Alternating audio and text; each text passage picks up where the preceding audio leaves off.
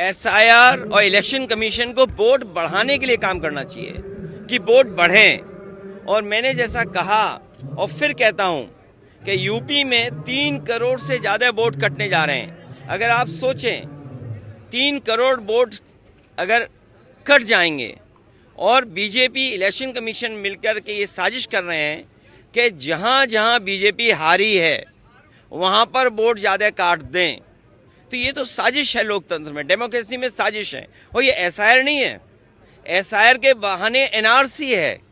जो एनआरसी ये सीधी लागू नहीं कर सकते थे, वो एनआरसी लेकर के आए हैं। ये लोगों के कागज ढूंढवा रहे हैं। अगर कभी एनआरसी लागू हो तो कागज क्या देने पड़ेंगे? यही तो कागज देने पड़ेंगे। और फिर आप लोग तो एक उस शहर के जो टेक्नोलॉजी को समझते हैं, आधार को आधार ही नहीं मान रहे हैं। ये सबसे बड़ा दुर्भाग्य है कि आधार में हमारे रेटिना की इमेजेस हैं, हमारे फिंगरप्रिंट्स हैं, हमारा पूरा डिटेल उसके अंदर है। हम आधार को आधार ही नहीं मान रहे हैं और एसआईआर करा रहे हैं, जिससे लोग परेशान हैं। इन्होंने नोटबंदी में परेशान किया, जीएसटी से उद्योगपतियों को परेशान किया, कोविड में परेशान किया और अब एसआईआर से परेशान कर रहे हैं। क्या सोच सकते हैं आप यूपी में 3 करोड़ से ज़्यादा वोट कट जाए? तो ये कैसी डेमोक्रेसी है? अगर हमें वोट ही नहीं डालेंगे हम, तो फिर लोकतंत्र को कैसे बचाएंगे? अभी हम बाबा साहब भीमराव अम्बेडकर जी की प्रतिमा देखते हुए आ रहे थे।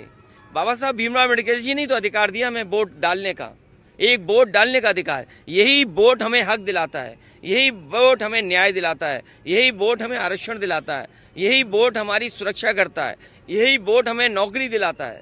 यही वोट है जिससे हम अपना गुस्सा सरकार के खिलाफ निकाल सकते हैं। ये वोट ही काट दे रहे हैं। ये बीजेपी की साजिश है। सर, और एक तरफ यहाँ पे